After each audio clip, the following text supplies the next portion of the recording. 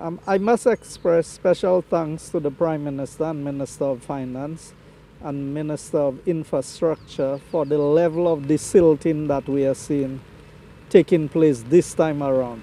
The Ministry of Finance allocated in excess of $4 million for desilting. And you would recognize that over the years we've had some cosmetic work being done as desilting, but this time we are seeing some real desilting taking place throughout the community of Bexon, Odsa, Mac, even as far down as the community of Bele. As you would see behind me, we are standing in the Odsa community, and that is one of the areas we've been able to reduce the flooding to the greatest extent. Even when we've had flooding in Bexon, we've not had any flooding so far in the community of Odsa.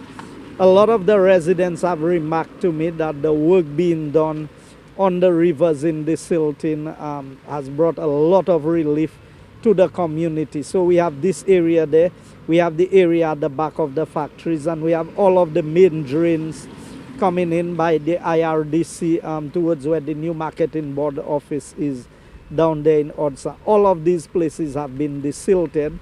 We have in the community of Mac and Bexon some extensive work being carried out there. So really and truly, while we cannot stop flooding, as a government we are doing whatever we can to mitigate against the impact of the flooding overall throughout the communities. I live here for the past 14 years. And from the time Mr. Joseph started climbing the river, we have less flooding. And I think he's the first minister that ever do that here.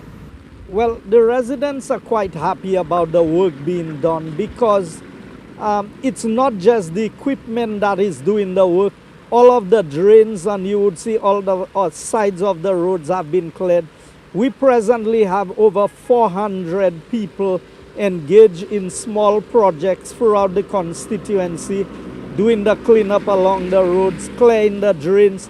Plus we have another 50 plus contractors who engage in the work of desilting throughout the constituency of Castries Southeast. So I must say I am quite happy.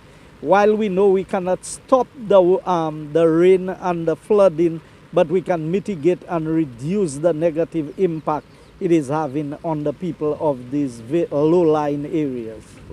My mother lives at Bexon, and when I call them, water on the road, and sometimes the water not even in the gutter yet.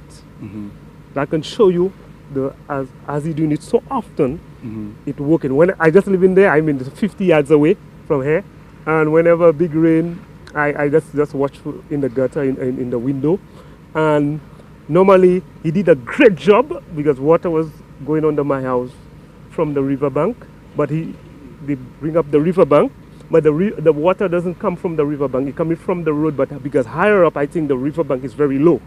So it goes from higher up and it comes in the road, but it doesn't come from the riverbank to my house. So he do a very good job, and I like the job.